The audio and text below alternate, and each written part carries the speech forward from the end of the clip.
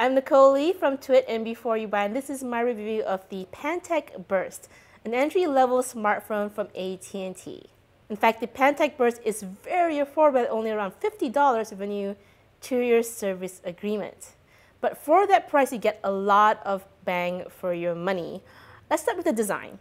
On the front here, you get a 4-inch WVGA Super AMOLED display. Now, this is a very bright, crisp, colorful display. It's very similar to the display on the Samsung Nexus S, but without the curvature of the Nexus. Underneath the display, you do get the usual 4 capacitive touch keys for a home, menu, back, and the search functions. On the top here, you do get the screen lock key as well as the headset jack. On the side here, you get the usual micro USB port. And on the other side, you do get a volume rocker. The overall design of the phone is quite nice and compact, very slim and lightweight. The corners here are curved, so it's nice to hold in the hand. On the back, you get a very interesting design detail, sort of a raised platform. Not too functional as far as I can see, but a nice design detail on this all the same. On the back here, you get a 5-megapixel camera with an LED flash. And above the display, you do get a front-facing VGA camera for video calls and so forth.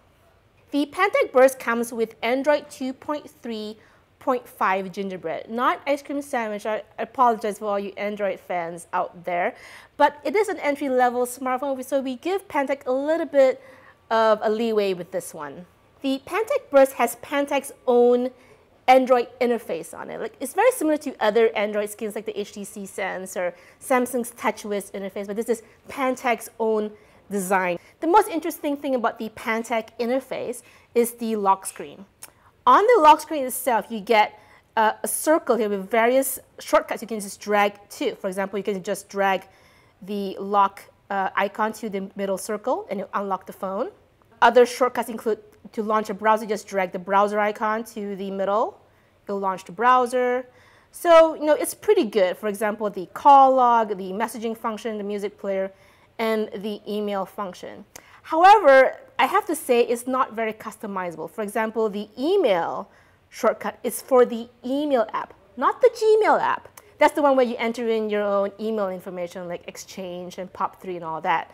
I don't really use my own email, I just use Gmail mostly, so not a very functional lock screen. You can't change it either. Now we come to the specifications of the Pantech Burst. As we said, it's an entry-level smartphone, so we were very impressed that the Burst comes with a 1.5 gigahertz dual-core Qualcomm Snapdragon S3 processor, and it has 1 gigabyte of RAM as well.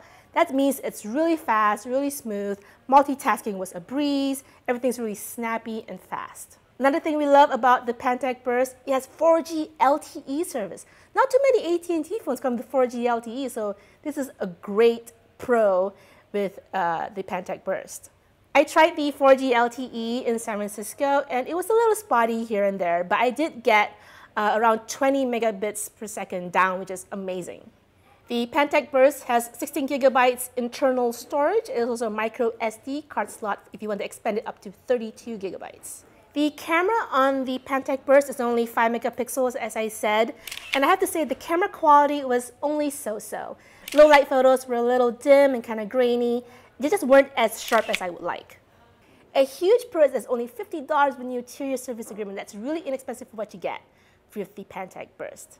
Another pro is that it has 4G LTE service, and it also has a 1.5 gigahertz dual-core processor. Now for the downsides. The camera quality isn't that great, and the battery life isn't that good either. Also, we didn't like that you couldn't customize the lock screen shortcuts. Now for buy, try, or don't buy, I have to say it's a buy. For only $50 with a new 2-year service agreement, you get a really competent smartphone. You get a 4G LTE smartphone, really fast and snappy, a few downsides here and there, but overall, a very nice phone for the price. I'm Nicole Lee, and this has been a review of the Pantech Burst.